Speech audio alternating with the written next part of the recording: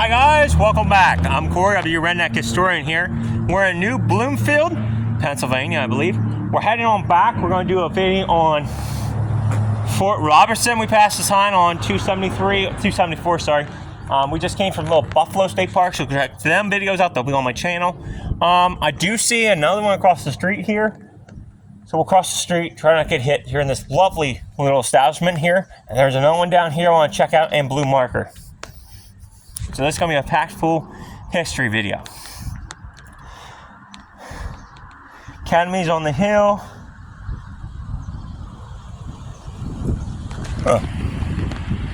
Well, let's just read them, huh?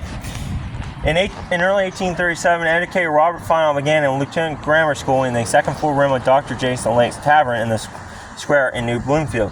While finally he filled papers creating the school in 1836, it was formally incorporated by the Commonwealth in 1838 after a few years in a home on East Main Street. The school moved in 1848 to a spacious campus at 2000 North Colorado Street. More of the 1800s academies offered the only available college permanent education in Perry County. However, as public schools were established in the 1880s, private academies began to close.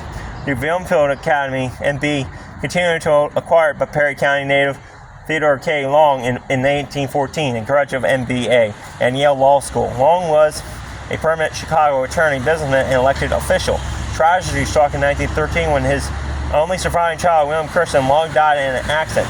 Grief-stricken, Long purchased the school as a memorial to his son, renamed it Carson Long Institute, CLI, and in 1919 converted it to a boys' military school.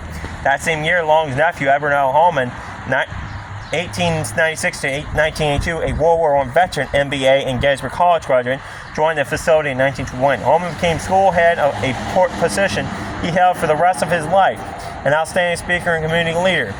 He explained the school mission as, "We are not preparing boys for war, we are preparing them for life." In 1957, Colonel Edward's son, Carson Eric Holman, a graduate of CLNI West Point, joined the Seattle facility. The young Colonel Holman assumed the position of school president after his father's death in 1982.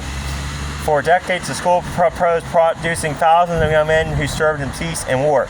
But by the late 1900s, military schools nationwide were folding due to changing educational expectations. And its closure in 2018, and then named Carson Long Military Academy, was the next oldest boarding school with military training. In 2002, Tubman University, a religious educational community, purchased the campus, making it a third academy on the hill and still a center of an academic assembly that produced leaders for every changing America. Again, Perry County Historical Society. And here are some pictures of it, school on the hill. So very cool. And then here's some of the men. Here is some more. Alright. Swatch chicken. Thank you. Lovely town square. So I'm going to read this here. It talks about Perry County. And then there's another one across the street there we're going to go check out and read. Yeah. It's a very lovely town. Flag. So New Bloomfield, named for one of the early Penn manors found in 1823.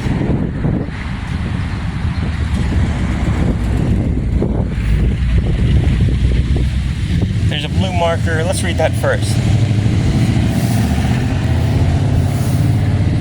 Perry County, formed March 22nd, 1820.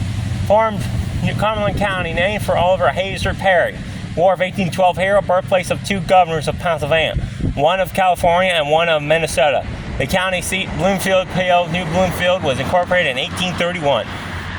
It's a cool one. Again, a very lovely town. So let's read this, and then we're going to play squat chicken and go across the street. The center of Perry County government. It says 1825, Perry County has constructed numerous buildings for judicial and legal services. The most permanent is the courthouse, the oldest in Pennsylvania and since 1975 on the National Register of Historic Places. After World War II, the population of Perry County rapidly increased, but requiring even more space for public service in 1975. The county constructed a $1 million three-story annex and adjacent to the courthouse. Dr. Jones Lax acquired the The Ryan Smith Building, then known as the Perry House, soon after it was constructed in 1826 by John D. Surrey of New Bloomfield. The Academy held its first class in a second-floor back room in 1837. After Several D.M. Smith ran the hotel from 1889 to 1895, when his son A. Burns took over after World War II. Ownership passed to other proprietors who operated the aging facility as offices, including those of the state police. The county bought the building in 1973 and remodeled it in 1986 for $4,015.83, creating a modern office complex for government service. The Thatcher Memorial Building on West Main Street was constructed in 1993 to house the county commission officers, other vital services. John Rice constructed the first county jail in 1825, a stone facility with walls 2.5 feet thick, for $2,625 in 1903. A second jail was built for $30,000 on the same site on McCullough Street. This facility became offices in 1990. After the opening of the Ladies County Prison located south of town, the only criminal execution in Perry County occurred in 1961 when the sheriff pulled the lever to hang William Weaver, convicted of poisoning his wife and mother of his eight children. Wow. County Jail, New Bloomfield. That's cool. They lure and run some officers the courthouse and the 1974 courthouse and Civil War monument in front. So that's what that big thing is. Okay. Love these old pictures. Might be my thumbnails. The Mission House stood where the Veteran Memorial Building is now located. Wow. Wow, wow, wow. And there is a marker back here, but let's see.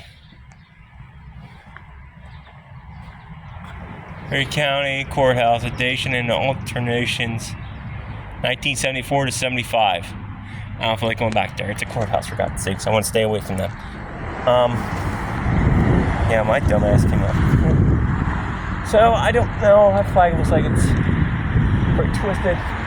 Oh, yeah, there's the clock. I didn't even notice that. So now we're going to go across the street to the next marker. Okay. Let's go across if we can here. I might stop at the New Bloomfield restaurant. I don't know yet. Oh, they gotta stop. It's the law. Enjoyed the town square while we walked.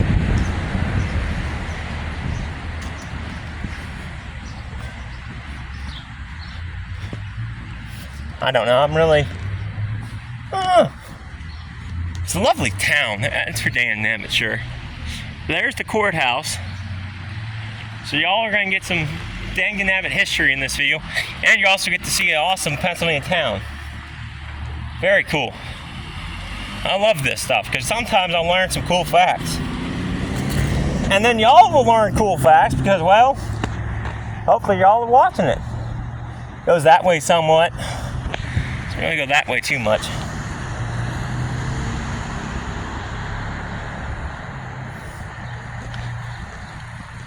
Alright, here's the last one. Then we get back to my truck. After we cross the road again, which... Oh, here we go. Let's talk about the Civil War Monument. See, I love these things. Perry County Bicentennial, 1870 to 2020. So wow, they celebrated their bicentennial in 2020. The Civil War Monument. In 1898, a generation after the Civil War, 1861-1865, Perry County citizens dedicated a new Bloomfield monument to those soldiers and sailors who participated in that conflict to secure the Union and advance the freedom of all Americans. Members of the County and Grand Army of the Republic Veteran Post and several thousand others gathered in a rainstorm on October 22nd, 1898. Listened to speeches, overserved a parade, and unveiled a 42 half-foot tall statue saluting those who served. Authorized in 1897 by the county court up for the sum of $10,000, a studious amount. In that day, a contract was awarded to the company of Edward Goen Jr. of Philadelphia on September 17th, 1898. An airtight tin box was placed without ceremony within the monument space. The time Catholic contents included a list of those who died in the war, names of local veterans from all American wars through that time, a New Testament represent newspapers, and a list of elected officials, and a rock and peach from the Gettysburg battlefield. Wow. Among the delegates speaking on Dedication Day was Andrew McCullough, Perry County Native and confidential advisor to President Abraham Lincoln. Bands played and Veterans March. With so many visitors in town, local citizens were deputized to keep order. That evening, their presence was put to the service when rowdiness disturbed the peace. Gotta love it. The 1890 capsule. In 1998, the commemorative hosted a grand parade celebrating the monument's centennial birthday. However, high school students, history teachers, so wore bucktail reenactors armed with shovels and an expert utility, a magnetometer, filled to uncover the exclusive 1898 box. The community buried a new time capsule to be opened in 2048. Magnetometer filled to uncover the exclusive box. Wow, this I couldn't find the time capsule. It's probably still in there. It's cool. So a portion of a large and disturbed crowd for the 1898 monument dedicated members of the Odd Fellows Lodge in the left foreground and the Colorado Indian Band in the background. The young girls in white are unidentified. A monument in square circa 1910. It's cool. Flags flew from Ryan Smith Hotel and Courthouse on Dedication Day in 1898. 1998, West Perry High School History Club students Senate and sponsor Jeff Burr planted the 2048 time capsule. Dang nabbit, that's pretty damn nabbit cool. Oh, okay, this in the 19 dedication of the and look behind me. I love these small towns. So this is a painting of the dedication of the monument. Wow, look at that. And it even says so on here. Depicting the 1998 dedication of the Soldiers and Sailors Monument.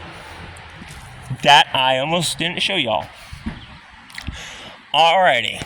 So, from hold on here, let me make sure. From Bloomfield, Pennsylvania, here in Perry County, Pennsylvania. Stay curious, stay adventurous.